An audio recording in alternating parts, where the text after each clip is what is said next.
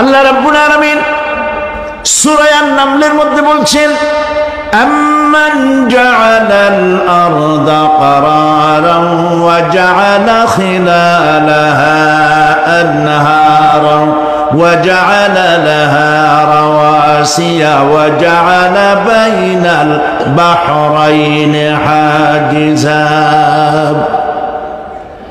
আর তিনি এই পৃথিবীর অবস্থান লাভের উপযোগী করে আল্লাহ পাক তোমার জন্য তৈরি করে দিয়েছেন, এবং এর মধ্যে নদ নদী আল্লাহ পাক সৃষ্টি করে দিয়েছেন, পাহাড়গুলিকে গেড়ে দিয়েছেন, আর পানির মধ্যে দুটি ধারা আল্লাহ সৃষ্টি করেছেন। পানির মাঝখানে একটা অন্তরাল সৃষ্টি করেছেন। এটি একটা তো আবিষ্কার হয়েই গেছে, সেটি হলো প্রশান্ত মহাসাগরের ভেতরে 4000 কিলোমিটার লম্বা, 2500 কিলোমিটার চওড়া প্রশান্ত মহাসাগরের ভিতরে একটি বিশাল এলাকা পাওয়া গেছে, যেটার পানি অত্যন্ত সুমিষ্ট সুমধুর, আর এর বাইরের পানিগুলি অত্যন্ত লবণাক্ত। সূরা আর-রহমানের মধ্যে আল্লাহ পাক বলেছেন, মারাজাল বাহরাইনি ইয়ালতাকিয়ান বাইনাহুমা বারযাখুন লা ইয়াবগিয়ান ফাবিআইয়ি আলা'i রাব্বিকুমা তুকাযযিবান। দুটি সমান্তরালে পানি প্রবাহিত হয়ে যাচ্ছে, দুটি ধারা। লোনা পানি মিষ্টি পানিকে নোনা বানাতে পারে না, মিষ্টি পানি নোনা পানিকে মিষ্টি বানাইতে পারে না, মাঝখানে কোনো পার্টিশন নাই। সুবহানাল্লাহ। আমার দেশের পদ্মা, গঙ্গা, যমুনা, মেঘনা এর মিষ্টি পানিগুলি ভাটির আকারে বঙ্গোপসাগরের নোনা পানির মধ্যে ছুটে যায়, আবার জোয়ারের টানে বঙ্গোপসাগরের মুক্তিটা হয়ে যায়, এমন নোনা পানি মিষ্টি দরিয়ার মধ্যে এসে ঢুকে যায়। কিন্তু বঙ্গোপসাগরের নোনা পানি মিষ্টি পানিকে নোনা বানাতে পারে না, আবার নোনা পানিগুলি মিষ্টি এলাকায় গিয়ে মিষ্টিরও খারাপ বানাইতে পারে না। আল্লাহ রাব্বুল আলামিন বলেন, এগুলি আমার আইন মানে। কার আইন? আফাগায়রা দীনিল্লাহি ইয়াবগুন ওয়ালাহু আসলামা মান ফিস সামাওয়াতি ওয়াল আরদি তাওআন ওয়া কারহা। আকাশে আর জমিনে যা কিছু আছে সব আনুগত্যের মস্তককে আমার সামনে অবনতি করে দিয়েছে। সুতরাং এর আমার আইন মানে। চাঁদ, সূর্য, গ্রহ, নক্ষত্র আইন মানে কার? চিল্লায় বলুন। আল্লাহ পাক এই পৃথিবীকে সুন্দর করে সাজিয়ে দিয়েছেন, আবার এর মধ্যে তিনি মাঝে মধ্যে এই পৃথিবী একটু ভূমিকম্পন হয়, কিন্তু তা কোথাও কোথাও একসাথে না। একসাথে যদি সারা পৃথিবীতে ভূমিকম্প হইতো, সৃষ্টি জগতের অস্তিত্ব বিলুপ্ত হয়ে যেত। কথা বুঝতে পেরেছে? এই জন্য আল্লাহ পাক বলেন, ইন্না ফি খালকিস সামাওয়াতি ওয়াল আরদি ওয়া ইখতিলাফিল লাইলি ওয়ান নাহার লাআয়াতিন লিউলিল আলবাব। নিশ্চয়ই আকাশ এবং জমিনের সৃষ্টির ব্যাপারে আর রাত আর দিনের পরিবর্তনের ব্যাপারে যারা জ্ঞানবান তাদের জন্য রয়েছে আল্লাহ পাকের নিদর্শন। এই ঘূর্ণায়মান পৃথিবী নিয়মিত ঘুরছে, সূর্যের কাছে চলে যাচ্ছে, আবার দূরে সরে আসতেছে। আর এই ঘূর্ণায়মান আসে বলে, সূর্যের কাছে যায় আর আসে বলে এক এলাকায় রাত হয় আর এক এলাকায় দিন হয়। এখন বাংলাদেশে রাত 9:15, আর ঠিক একই সময় আমেরিকার নিউ ইয়র্কে এখন দিনের 9:15। যদি এরকম অবস্থা না হতো, তাহলে এক এলাকার প্রাণীগুলি বাঁচত, অন্য এলাকার প্রাণীগুলি ঠান্ডায় ফ্রিজ হয়ে যেত। আমাদের এই পৃথিবী আল্লাহ পাকের এক অফুরন্ত নিয়ামত। এই অফুরন্ত নিয়ামত আল্লাহ পাক আমাদেরকে দিয়েছেন, আর এর মধ্যে এর অভ্যন্তরে রয়েছে মানুষের খাদ্য তৈরি করার মতো প্রাণ শক্তি মাটির মধ্যে আল্লাহ পাক দিয়েছেন। পৃথিবীটা এটি সূর্যকে আর চন্দ্রকে আল্লাহ পাক একটা নির্ধারিত মেজারমেন্ট করে রেখেছেন, একটা ঠিক সঠিক জায়গায় রেখেছেন। বিজ্ঞানীরা বলেছেন সূর্য যে ডিগ্রিতে এখন আছে, ওর থেকে কয়েক ডিগ্রি যদি নিচে নেমে আসতো, গোটা পৃথিবী জ্বলে পুড়ে ভস্ম হয়ে যেত। আবার সূর্যটা যেখানে আছে ওখান থেকে আরো কয়েক ডিগ্রি যদি উপরে উঠে যেত, তাহলে গোটা পৃথিবী ফ্রিজ হয়ে যেত, প্রাণী জগতের অস্তিত্ব শেষ হয়ে যেত। চাঁদ সম্পর্কে বলা হয়েছে, চাঁদ যত ডিগ্রিতে আল্লাহ পাক স্থাপন করে রেখেছেন, ওর থেকে কয়েক ডিগ্রি উপরে যদি উঠে যেত, গোটা পৃথিবী মরুভূমি হয়ে যেত। আর যদি কিছু নেমে আসতো, গোটা পৃথিবীতে জলোচ্ছ্বাস হয়ে পানিতে পৃথিবী ডুবে শেষ হয়ে যেত। তাও সুবহানাল্লাহ বলবো না? এ সমস্ত কুদরত কার? আল্লাহ পাক। আল্লাহ রাব্বুল আলামিন এরপরে বলছেন ওয়াল জিবালা আওতাদা, মাটিকে বানালাম বিছানা, আর এই বিছানাকে এটা যেন তোমাকে নিয়ে নড়াচড়া করতে না পারে, সেই জন্য আমি পাহাড়গুলি পেরেকের মতো গেড়ে দিলাম। এখানে আছে যে পাহাড়কে পৃথিবীর মধ্যে পেরেকের মতো গেড়ে দিছি। কেন দিছি সেটি এসছে অন্য আয়াতে। আল্লাহ রাব্বুল আলামিন বলেন ওয়া আলকা ফিল আরদি রাওয়াসিয়া আন তামিদা বিকুম, আল্লাহ পাক বলেন তিনি জমিনে পর্বতের নোঙর, পর্বতের পেরেক রকম করে এই পৃথিবীর মধ্যে গেড়ে দিয়েছেন, যেন পৃথিবীটা তোমাকে নিয়ে যেন হেলাদোলা করতে না পারে। এই পাহাড় পৃথিবীর ভারসাম্য রক্ষা করেছে। পাহাড়গুলি আজকে মানুষেরা কাটা শুরু করেছে ইন্ডাস্ট্রি বানাবার জন্য, বাড়িঘর বানাবার জন্য। পাহাড় যারা কাটছেন আত্মঘাতী কাজ করতেছেন। প্রকৃতির ভারসাম্য, এনভায়রনমেন্ট নষ্ট তো আমরাই করতেছি, ঠিক কিনা বলেন? কারা নষ্ট করতেছে? আমরা নিজেরাই করতেছি, আত্মঘাতী কাজ করছি। এই পৃথিবীতে কত পাহাড় দরকার, কত গাছ দরকার, কত পানি দরকার, সে কথা কে বলতে পারবেন? বলেন সবাই। আল্লাহ পাকের যা কিছু তিনি সৃষ্টি করেছেন সেগুলির উপরে হস্তক্ষেপ করা, কিছু কিছু জিনিসের উপরে হস্তক্ষেপ করা মারাত্মক আত্মঘাতী। পাহাড়গুলি দিয়ে এই সুউচ্চ পাহাড় শুধু খিল বানায় রাখছেন আল্লাহ, পেরেক বানায় রাখছেন, শুধু তাই নয়, এই পাহাড়ের উপরে পানি জমে থাকে বরফ হইয়া। আমরা যখন প্লেনে যখন যাই, ঢাকা এবং চিটাগং যে ফ্লাইটগুলি আসা যাওয়া করে, এগুলি 9,000, 10,000, 11,000 ফিট দিয়ে উচ্চতায় উড়ে আসে। কিন্তু আমরা যখন ইন্টারন্যাশনাল ফ্লাইটে উড়ি, তখন সেগুলি চলে 35 থেকে 40,000 ফিট পর্যন্ত উচ্চতায় উড়ে যায়। পৃথিবী যে কত সুন্দর তা প্লেনে উঠলে বোঝা যায়। আর বাংলাদেশ যে কত সুন্দর মনোরম তা দেশের উপর থেকে প্লেনে উঠতে গেলে দৃশ্য দেখে, নয়ন অবিরাম দৃশ্য দেখে সেজদায় মাথা নত হয়ে আসে। সুবহানাল্লাহ, সুবহানাল্লাহ। আমার দেশ যে কত ভালো, আলহামদুলিল্লাহ বলেন। পৃথিবীর যে কোনো দেশের তুলনায় আমার দেশ অনেক অনেক অনেক ভালো, আলহামদুলিল্লাহ বলেন। এর গাছে হাত দিলে খাবার পাওয়া যায়, পানিতে হাত দিলে খাবার পাওয়া যায়, জমিনে হাত দিলে খাবার পাওয়া যায়, যেখানে হাত দেবেন সেখানে খাবার। আমাদের তো আসলে খাদ্যের অভাব না। আমাদের কি খাদ্যের অভাব আসলে? না, আসলে খাদ্যের অভাব না। আমাদের সব আছে, বিশাল বনজ সম্পদ আছে। কাপ্তাই, রাঙ্গামাটি, বান্দরবন যে দেখেন বনজ সম্পদ কাহাকে বলে। খুলনার ফরেস্ট এরিয়া যে দেখেন বনজ সম্পদ কারে বলে।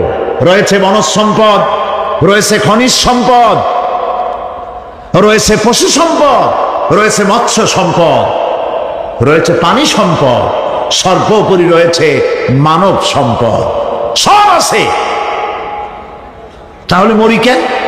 মরি সৎ লোকের অভাবে।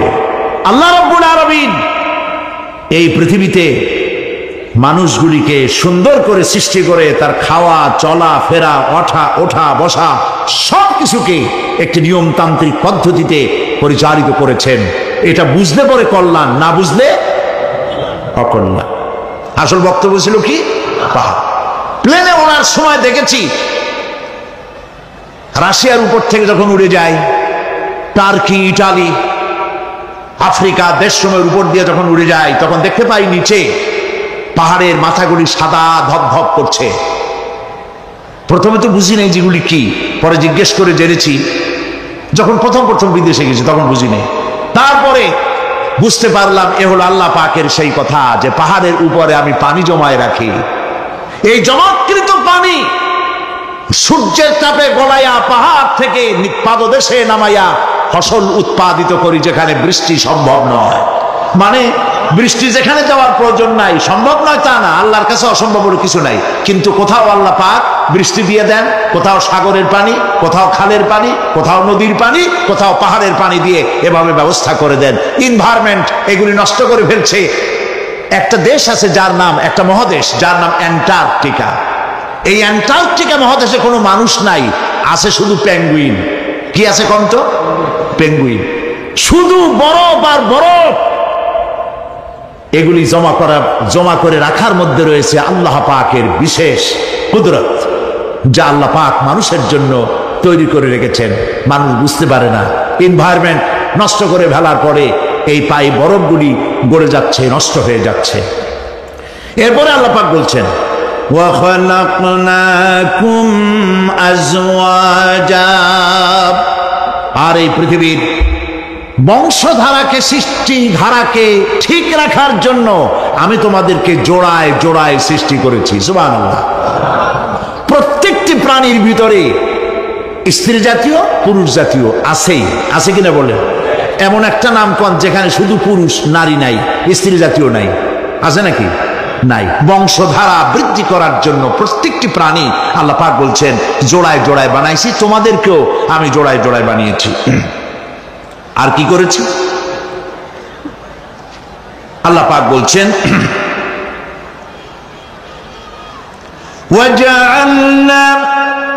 وَجَعَلْنَا نَوْمَكُمْ سُبَاتًا, একদিকে তো জোড়ায় জোড়ায় বানালাম পুরুষ এবং স্ত্রী। এই পুরুষ আর স্ত্রী সৃষ্টি করার ভিতরে রয়েছে আল্লাহ পাকের নিদর্শন। কার নিদর্শন বলুন? কোরআনে কারীম আল্লাহ পাক বলেন وَمِنْ آيَاتِهِ أَنْ خَلَقَ لَكُم مِّنْ أَنفُسِكُمْ أَزْوَاجًا لِتَسْكُنُوا إِلَيْهَا وَجَعَلَ بَيْنَكُم مَّوَدَّةً وَرَحْمَةً إِنَّ فِي ذَلِكَ لَآيَاتٍ لِقَوْمٍ يَتَفَكَّرُونَ। আর আল্লাহ পাকের অসংখ্য নিদর্শনের মধ্যে এটিও নিদর্শন যে তিনি তোমাদের থেকে তোমাদের জোড়া সৃষ্টি করেছেন, তোমাদের স্ত্রী বানাইছেন। কেন? লিতাসকুনু ইলাইহা, যাতে করে তুমি তার কাছ থেকে তোমার মনের প্রশান্তি, সেও এবং তুমিও উভয়ের কাছে মনের প্রশান্তি খুঁজে পাও। ওয়াজআলা বাইনাকুম মাওয়াদ্দা, আর আল্লাহ পাক তোমাদের মধ্যে সৃষ্টি করেছেন ভালোবাসা। ওয়া রাহমা, আর পরবর্তী সময় সৃষ্টি করেছেন দয়া এবং করুণা। লিতাসকুনু ইলাইহা বলতে বোঝানো হয়েছে যে এই ব্যবস্থা আপনি আপনি হয়নি, এটি একটি উদ্দেশ্যকে লক্ষ্য করে হয়েছে। একে অপরের নিকটে যেন শান্তি পায়, প্রশান্তি পায়, একজন আরেকজনের কাছে পূর্ণ মাত্রায় তাই মিলিত হওয়ার জন্য নির্জন পরিবেশের আশ্রয় নেয়। আর এভাবে করি আল্লাহ পাক মানব বংশের এই ধারাকে অব্যাহত রেখেছেন। সুবহানাল্লাহ। ওয়া জাআলা বাইনাকুম মাওয়াদ্দা, আর তোমাদের মধ্যে আল্লাহ পাক ভালোবাসা সৃষ্টি করেছেন। এই কথা বলার এর ব্যাখ্যা কি? ভালোবাসা সৃষ্টি করেছেন, এর ব্যাখ্যা এরকম হতে পারে কয়েক রকম। আমি যেটা জেনেছি সেটি হচ্ছে এরকম, ভালোবাসা সৃষ্টি হওয়ার তো কথা ছিল না। এক পর্যায়ে ভালোবাসা থাকবে কোন একটি বিশেষ সময়, বাকি সব সময় ঝগড়া হবে, এটাই হওয়া স্বাভাবিক ছিল। ধরুন মেয়ের বাড়ি চট্টগ্রাম, ছেলের বাড়ি বরিশাল। মেয়ে শুটকি খেতে খুব পছন্দ করে, ছেলের গন্ধও সহ্য করতে পারে না। মেয়ে বলে খড়ে যাচ্ছে, আর ছেলে বলে যে কমে যাও। মানে একজন আর একজনের ভাষার সাথে মিল নাই, কথা ঠিক কিনা বলেন? ভাষার সাথে মিল নাই, রুচির সাথে মিল নাই। একজনের টক পছন্দ করে আর একজনের টক সহ্য করতে পারে না, আর একজনের শুটকি খায় আর একজনের শুটকি পছন্দ করে না। কাজে রুচি আর অভ্যাস ইত্যাদি দিয়ে সারাদিন স্বামী স্ত্রীর মধ্যে ঝগড়া হওয়া স্বাভাবিক ছিল, ঠিক না? আল্লাহ পাক বলেন সেখানে আমি এই স্বামী স্ত্রী যখন হয়ে যায় তখন দুজনের মধ্যে আমি ভালোবাসার সৃষ্টি করে দেই। আর সে ভালোবাসা এমন পর্যায়ে চলে যায়, স্ত্রী তার স্বামীর জন্য জীবন দিতে চায়, স্বামী তার স্ত্রীর জন্য জীবনের সবকিছু উজাড় করে দিতে চায়। ওয়াজআলা বাইনাকুম মাওয়াদ্দা, এরপরে সৃষ্টি করি রাহমা। ওই ভালোবাসা ছিল যৌবন কেন্দ্রিক, বিশেষ এক উদ্দেশ্যকে সামনে রেখে। কিন্তু যখন যৌবনে ভাটি লাগলো তখন ওই উদ্দেশ্য আর থাকলো না। তখন আল্লাহ পাক বলেন এই সময় তো দুজনের মধ্যে রাগারাগি, খেসাখেসি ইত্যাদি হয়, স্বাভাবিক ছিল, কিন্তু তা হইল না। আমি রহমত দিলাম, করুণা দিলাম, এখন বুড়ি বুড়ারে ছাড়ে বাঁচে না, আর বুড়াও বুড়িরই ছাড়া বাঁচে না। তাও আমরা সুবহানাল্লাহ কব না? প্রিয় ভাই সব, আমি বুঝতে পারছি আপনারা বলেন ঠিকই, তবে শুনতে শুনতে মোহমুগ্ধ হয়ে বলার সময় পান না। জি আলহামদুলিল্লাহ, বলি আলহামদুলিল্লাহ। তো আল্লাহ রাব্বুল আলামিন পরস্পরের মধ্যেই ভালোবাসা সৃষ্টি করলেন। এটি আল্লাহ পাকের আয়াত। এটা আল্লাহ পাকের কি বলুন? আয়াত মানে কি? নিদর্শন। এরপরে রাব্বুল আলামিন বলেন ওয়াজআলনা নাওমাকুম সুবাতা, আর আমি তোমাদের জন্য ঘুমকে করেছি শান্তির বাহন। মানুষের অঙ্গ প্রত্যঙ্গ প্রত্যেকটির কাজ ভিন্ন, প্রকৃতিও ভিন্ন। চোখ দেখে, কান শোনে, জিহ্বা স্বাদ গ্রহণ করে, নাক শোনে, নাক শোখে, মস্তিষ্ক চিন্তা ভাবনা করে। এ হলো প্রকৃতি। আর প্রত্যেকটি অঙ্গ প্রত্যঙ্গের রুচি আলাদা, কর্তব্যের মধ্যে বিরাট বৈষম্য। যেমন চোখ রঙিন এবং সুন্দর জিনিস দেখতে ভালোবাসে, ঠিক কিনা বলেন? ঠিক কিনা? একটা খারাপ জিনিসের দিক চোখ পড়লেই মানুষ তাড়াতাড়ি চোখ ফিরায় নেয়, ঠিক না? চোখ সুন্দর এবং রঙিন জিনিস দেখতে ভালোবাসে। কান সুমধুর সুর শুনতে ভালোবাসে, উৎসাহ বোধ করে। আর হাত নরম এবং মসৃণ জিনিসে স্পর্শ করতে উৎসাহ বোধ করে। নাক আতরের গন্ধ শুঁকতে ভালো লাগে। আর মন নতুন নতুন রঙিন ভাবনা ভাবতে চেষ্টা করে। বাড়ি বানাবো, বিল্ডিং বানাবো, ইন্ডাস্ট্রি করব, ছেলে বিয়ে দেবো, মেয়ে বিয়ে দেবো, অমুক জায়গায় বিরাট লোকের কাছে। ভাবতে ভাবতে ভাবের সাগরে হারিয়ে যায়। আর ভাবনার ভিতরে খেয়ালে যদি কেউ পোলাও পাকায়, বাস্তবে তা হোক আর না হোক, খেয়ালে মনে মনে যদি কেউ পোলাও পাকায়, তাহলে ঘিয়ের দাম যাই হোক না কেন তাতে কিছু আসে যায় না, ঠিক কিনা? মানুষ রঙিন রঙিন ভাবনা ভাবতে খুব মজা পায়। তাহলে আমি কি বুঝাইতে চাইলাম? চোখের কাজ, নাকের কাজ, মুখের কাজ, কানের কাজ, মনের কাজ, প্রত্যেকটি অঙ্গ প্রত্যঙ্গের ভিন্ন ভিন্ন কাজ আছে, ভিন্ন ভিন্ন রুচি আছে। কিন্তু একটি ব্যাপারে হাত, পা, চোখ, নাক, মস্তিষ্ক সব এক ব্যাপারে তারা ঐক্যমত পোষণ করেছে। এ ব্যাপারে কোনো ইখতিলাফ তাদের মধ্যে নাই, সেটা হলো ঘুম। সেটার নাম কি? ঘুম। ঘুমাইতে চায়, হাতের শরীরের সমস্ত অঙ্গ প্রত্যঙ্গ ঘুমের কোলে নিবেদিত হয়ে যেতে চায়। ঘুম না আসলে হাত আর চলে না, মাথায় আর ভাবতে ইচ্ছা করে না, পাও আর চলতে চায় না, হার্টবিট বেড়ে যায়। আর ঘুমালে পরে সব শান্ত হয়ে যায়। সুবহানাল্লাহ কব না? আল্লাহ রাব্বুল আলামিন বলেন এই নিদ্রা কি এই ঘুমকে আমি তোমাদের জন্য শান্তির বাহন বানিয়ে দিয়েছি। আলাম ইয়ারাউ আন্না জাআলনাল লাইলা লিয়াসকুনু ফীহি ওয়ান নাহারা মুবসিরান ইন্না ফী যালিকা লাআয়াতিন লিকাওমিন ইউমিনুন। তারা কি আল্লাহ পাকের এই কুদরতের কথা চিন্তা করে না, যে আমি রাতের আধার দিয়ে ধরনীর বুক ছেড়ে দিনের উজ্জ্বলতা, কোলাহল, গাড়ির আওয়াজ, ভ্যাঁ ভোঁ আওয়াজ হচ্ছে, কলকারখানার আওয়াজ হচ্ছে, সূর্যের বিরাট তাপ, ঘুম আসে না। সারাদিন কাজ করার পর শরীরের আরাম দেওয়ার জন্যে রাতের একটি কালো চাদর পৃথিবীর উপরে আমি বিছায় দেই।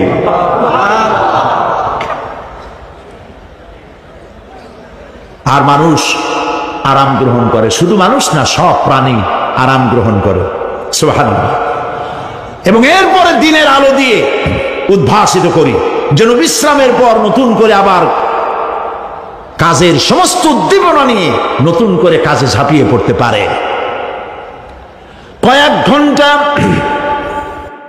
দিন হাড় ভাঙা খাটুনি খেটেছে, রিক্সা চালাইছে, গাড়ি চালাইছে, আড়াই মনের বস্তা মাথায় করে টেনেছে, চিন্তা ভাবনা করেছে। এরপরে যখন এই লোকটি কয়েক ঘন্টা মাত্র নিদ্রা গেল, আরাম পেল, মস্তিষ্ক হালকা হয়ে গেল, হার্টবিট কমে গেল, হাতের পায়ের কর্মোদ্দীপনা বেড়ে গেল, নতুন করে আবার কাজ করার জন্য সুযোগ এসে গেল।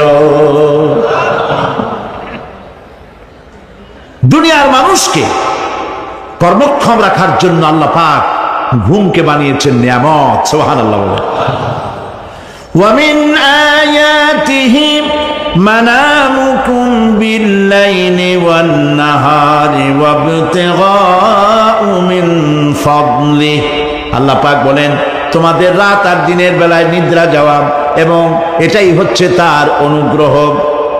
রাত আর দিনের নিদ্রা যাওয়ার পরে আমার অনুগ্রহ অর্থাৎ রিজেক তালাশ করার জন্য শরীরের ভিতরে, মনের ভিতরে, হাত পায়ের মধ্যে কর্মের উদ্দীপনা আমি তোমাদের দিয়ে দেই। মহাবিজ্ঞানী আল্লাহ রাব্বুল আলামিনের এই বিশাল কুদরত এবং দয়া, যে মানুষকে তিনি ক্লান্তি দূর করার জন্য তিনি ঘুম দিয়েছেন। আলহামদুলিল্লাহ বলি। অনেক মানুষ আছে ঘুমাইতে পারে না, ঘুমাবার জন্য ফেনার গান খায়, ঘুমাবার জন্য ভ্যালিয়াম খায়, সিডাক্সিন খায়, রিল্যাক্সিন খায়, কত অক্সিজেন, অক্সিজেন, কত কিছু খায়, তারপরেও ঘুম আসে না। এই ঘুম যার আসে না, বিরাট নিয়ামত থেকে বঞ্চিত। ঘুম একটি নিয়ামত। আলহামদুলিল্লাহ বলি, আলহামদুলিল্লাহ বলি। বিশাল নিয়ামত ঘুম। আল্লাহ যে সমস্ত নিয়ামত আমাদের জন্ম থেকে শুরু করে এ পর্যন্ত বডির মধ্যে দিছেন, মৃত্যুর আগে আল্লাহ যেন একটিও কেড়ে না নেন। বলি আমিন। আল্লাহ রাব্বুল আলামিনের পরে বলেন, ওয়াজআলনাল লাইলা লিবাসা ওয়াজআলনান নাহারা মাআশা। আর রাতকে করেছি আচ্ছাদন, আবরণ, দিনকে রুজি কামাবার জন্য ব্যবস্থা করে দিয়েছি। দিনের বেলা রুজি কামাবেন, দিনের বেলায় ঘুমায় থাকবেন না। বহুত মানুষ আছে সকালবেলায় ঘুম দিল, 12টা 1টা বাজে গেল। উর্দুতে ছোটবেলায় পড়েছিলাম, জিসনে সোয়া উসনে খোয়া, যে ঘুমাইলো সব সর্বনাশ করলো। অসময় ঘুমানো, অসময় ঘুমানো সর্বনাশ হয়ে যাবে সব। এই জন্য আল্লাহ পাক বলেছেন, দিনটারে বানাইছি রুজি কামাবার জন্য। রুজি কামাও, রুজি কামানো এটা একটা ইবাদত। রুজি কামানো কি?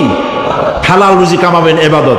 আপনি যে আপনার স্ত্রীকে একটা ব্লাউজ কিনে দেন, কাপড় চোপড়, প্রয়োজনীয় কসমেটিক্স কিনে দেন, আপনি যে বাজার ঘাট করেন, সব হালাল পয়সা যদি হয়, সাদকা দেওয়ার মতো সমান সওয়াব হবে।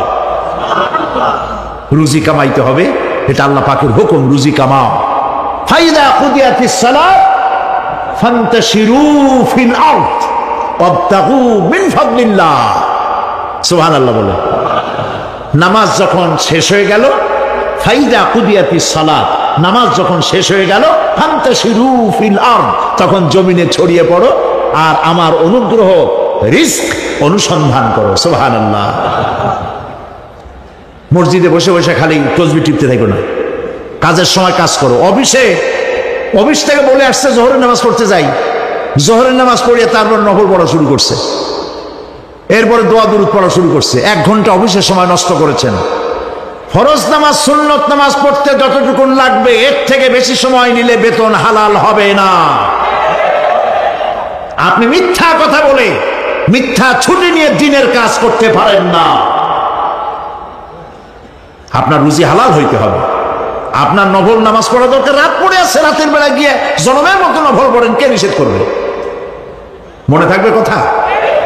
প্রিয় ভাই সব, হযরত ওমর ফারুক রাদিয়াল্লাহু তাআলা আনহু তিনি একবার মসজিদ নববীর মধ্যে দেখলেন ফজরের সময়, জোহরের সময় তিনি দেখলেন ফজরে যাদের দেখলাম এক জায়গায় বসা 5-7টা লোক, জোহরে তো তাদেরই দেখতেছি, আসরের সময় দেখলেন ওইখানে বসা, মাগরিবেও দেখলেন, এশায়ও দেখলেন। এশার নামাজের পর তিনি প্রশ্ন করলেন, তোমরা কারা? বলল যে আমরা হলাম দূরের থেকে আসছি, মসজিদে নববী শ্রেষ্ঠ মসজিদ, এখানে বসে বসে আল্লাহর জিকির আজগার করি। তা আল্লাহর জিকির আজগার করো, নামাজ পড়ো, খাও কি? কাজে কিছু লোক আছে ওরা মেহেরবানি করে রান্না করে আনিয়া আমাদের খাওয়াইয়া যায়।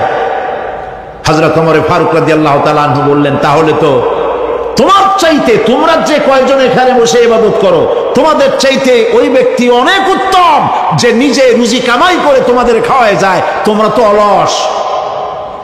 শুনে রাখো, নামাজের সময় ছাড়া আগামীকাল এই জায়গায় যদি বসা দেখি, ব্যাট মেরে বের করে দেবো মসজিদ নববী থেকে। ইসলাম কাজের প্রতি উদ্দীপনা দিয়েছে, ইসলাম কাজের ট্রেনিং দিয়েছে। সুবহানাল্লাহ বলে। কাজ করো আর খাও, বসে বসে বাপের বোঝা হইও না। প্রিয় ভাই সব, এরপরে আল্লাহ পাক বলছেন, وَبَنَيْنَا فَوْقَكُمْ سَبْعًا شِدَادًا, আর তোমাদের উপরে আমি তোমাদের উপরে শক্ত মজবুত 7টি আকাশ সৃষ্টি করেছি। সুবহানাল্লাহ। এর থেকে বেরিয়ে যাওয়ার কোনো উপায় নাই, এতে ফাটল ধরাবারও কোনো উপায় নাই। এবং এই আকাশটাকে আমি আবার সুন্দর করে সাজায় রাখছি, নয়ন অভিরাম দৃশ্য সার্বক্ষণিক ভাবে আমি রেখেছি, রাতের আধারে যা দেখা যায়। সেটা কি?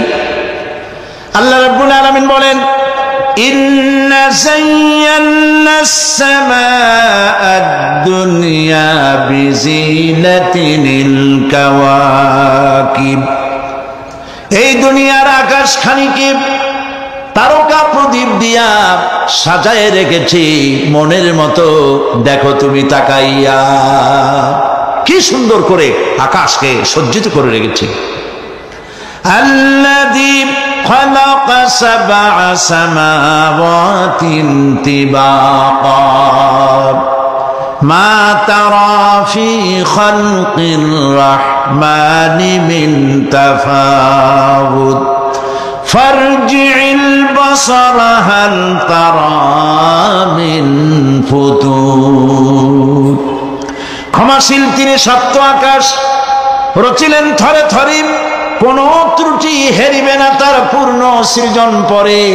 চাহো তুমি তার সৃষ্টি পানে, দেখো কিছু ভুল চুক, ফিরাও তোমার নয়ন খানি, ফিরাও তোমার মুখ। জোরে বলেন নাই? বলেন আলহামদুলিল্লাহ, সুবহানাল্লাহ। এক দরবেশ, সে একবার এক বট গাছের তলায় বসিয়া এই আয়াত পড়তেছিলেন। এই আয়াত পড়ে তার মনে উঠলো, আল্লাহ পাক বলছেন হাল তারা মিন ফুতুর, দেখো কি কোনো ভুল চুক, আবার তাকাও। তো সে দেখে ভুল ত্রুটি তো ধরবার উপায় নাই। আল্লাহ, তোমার সৃষ্টির মধ্যে কোনো ত্রুটি নাই, তবে একটা জিনিস আমার কাছে একটু বেকায়দা লাগে। সেটা কি? সে বলছে যে আল্লাহ, এই যে বট গাছ, বিশাল গাছ, যেমন গাছ ফলটা তো ওইরকম হয়নি। তাল গাছটা যেমন ফলটাও ওই রকম, নারকেল গাছটা যেমন ওই রকম, বেল গাছটা যেমন ফলটা ওই রকম, সালতেটা যেমন ফলটা ওই রকম, ঠিক না? কিন্তু এত বড় বড় গাছ, ফল একেবারে একটু একটু। দরবেশ সাহেব সিট হয়ে শুয়ে শুয়ে এগুলি চিন্তা করতেছিলেন। হঠাৎ করে একটা বটের ফল, আধা পাকা ফল, অনেক উপর থেকে বৃন্তচ্যুত হয়েছে, দরবেশ সাহেবের নাকের ডগার উপরে টস করে পড়ছে। পড়ার সাথে সাথে নাক জ্বলিয়ে উঠছে। কান ধরে তওবা করে দরবেশ সাহেব সেজদায় পড়ে গেছেন। আল্লাহ, কি বলিলা করলাম! আমার চিন্তা মতে যেমন গাছ তেমন ফল, তালের সাইজের যদি হইতো, যে পজিশনে আমার নাকের উপরে পড়ছে, নাক তো ভালো, মাথাও গুঁড়ো গুঁড়ো হয়ে যেত। সুবহানাল্লাহ, সুবহানাল্লাহ। আল্লাহ পাক বলছেন, ثم ارجع البصر كرتين ينقلب إليك البصر خاسئا وهو حسير। অক্ষমহীন দৃষ্টি তোমার সৃষ্টিতে পাবে ফাঁকি, ফিরাও তোমার নয়ন খানি, ফিরাও কাঙ্গালাখি। আমার সৃষ্টি নৈপুণ্যতার দিকে যতবার তাকাও না কেন, আমার সৃষ্টির ভিতরে কোনো ত্রুটি তুমি দেখতে পাবে না। এই জন্য নবীজি বলেছেন, আল্লাহ রাব্বুল আলামিনের সৃষ্টির কলাকুশলতার প্রতি কেউ যদি একবার গবেষণা করে, একটা ঘন্টাও যদি কেউ চিন্তা করে, কয় ঘন্টা? একটি ঘন্টা আল্লাহর সৃষ্টি নৈপুণ্যতা সম্পর্কে একটি ঘন্টা যদি কেউ চিন্তা করে, গবেষণা করে, নবীজি বলেছেন ওই বান্দার আমল নামায় আল্লাহ পাক 60 বছরের নফল ইবাদতের সব লিখে দিবে। চিন্তা করো, গবেষণা করে, শ্রদ্ধায় মাথা নত হয়ে আসবে, আপনাতেই সেজদা করবে। সুবহানাল্লাহ। এরপরে আল্লাহ পাক বলেন, وَجَعَلْنَا سِرَاجًا وَهَّاجًا।